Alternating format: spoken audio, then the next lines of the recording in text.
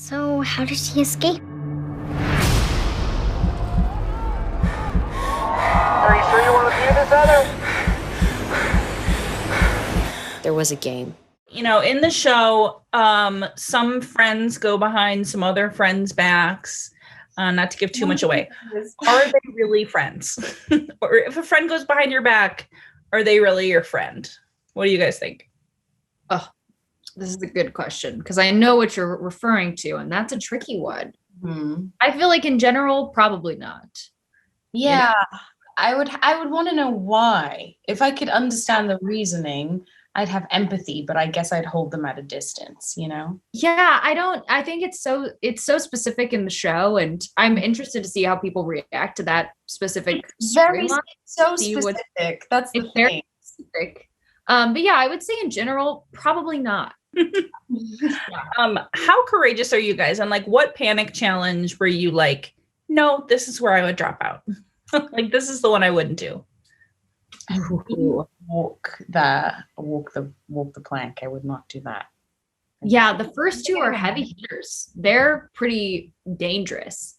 I feel like towards I think I've said this. I feel like episode 5 and the till 10 are very like kind of like mental challenges and like tricky. And I was like, oh, I would totally do these. But the first two, like I'm not jumping off stuff.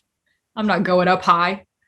Was there any like stunt or situation in the show that you were like, fuck no, I would never do that? And obviously, you know, you weren't necessarily participating in them, but like ones that you were like, absolutely not, like this is where I would drop out.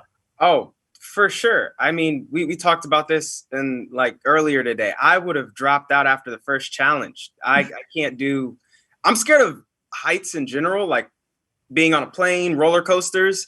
So having to jump off of a cliff, nah. You can miss me with that. Ray, what about you? Jumping off a cliff, fine. But the tight roping from no, absolutely not. Yeah, that one for me was like, you know, it's one thing if it's secure. It's another thing if it's been there for 100 years and like no one's checked it. Yeah. The no check was what took me out. You know what I mean? Like if someone had checked it, maybe, no, I'm just kidding. No. So also in the show, there is a tiger, and like in real life right now in Houston, there's like a tiger just like out wandering around or whatever. Story, guys. What? Or maybe they caught it by now, but it was definitely happening a day or two ago. Oh my goodness. If you find out like there's a tiger in your neighborhood, what are you doing? Like, are you going about your life? Are you staying home? What are you doing? Well, me personally, I'm panicking because the way my apartment is set up, that tiger's getting into my house. So I might have to go live with the homie. I might have to call Ray up. I'm panicking for sure. We get mountain lions sometimes in my neighborhood, and you know, I actually read a book about tigers, which is like, it's this great book called The Man-Eating Tigers of Kumeon. Wow. And it talks about how, you know, a tiger doesn't really eat a person unless it's been wounded in the wild. So like if it was an unwounded tiger, I wouldn't be that worried about it. But if it was wounded, I would get out of there fast because they're eating people for sure. So I'm kind of wondering, you know, is there a point in panic that you would have quit? Like watching the show, looking at the challenges and being like, this is the one that I couldn't do. Especially, I mean, you kind of knew what they were, but like even seeing them happen. Right. Well, I mean, problematically when I was that age, and I mean, I think I wrote to this, I mean, because this was my whole journey. I mean, the question is like, when I was that age or even older, the problem with me was that I mean, like I wouldn't have cared. Right. And you know, we did some versions of this. Nobody would ever play me because I literally didn't give a shit about my own life, about whatever, you know what I mean? Now, like pretty much if it involved me like leaving my house and staying up late, I would be out. You know what I mean?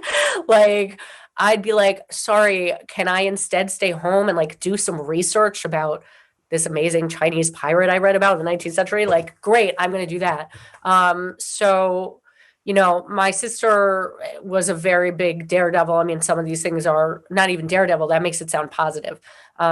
I watched some of these things unfold with her and her friends playing, sometimes with catastrophic results when I was a teen. Again, I think panic is really more about the journey that I took to really do the harder thing, right? Which is find bravery and just no matter how hard things are, taking the little steps towards your own life and believing that that has value. You know what I mean? I think there's also an element too of like, you never know what's happening in people's lives. Do you know what I mean? Yeah. And having empathy for. Yeah. Well, I hope so. I mean, that's a big thing that they found. I didn't adapt it, but in Before I Fall was about that as well.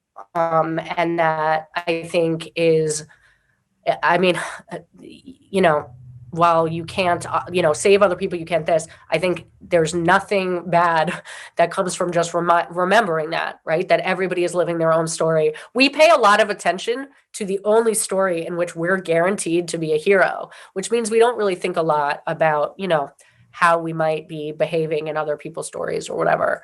And I do believe very strongly in empathy, and that it has tremendous power. You gotta know what to be afraid of, when to be afraid of it. You gotta know the difference. Somebody help me! I ain't got no place to go.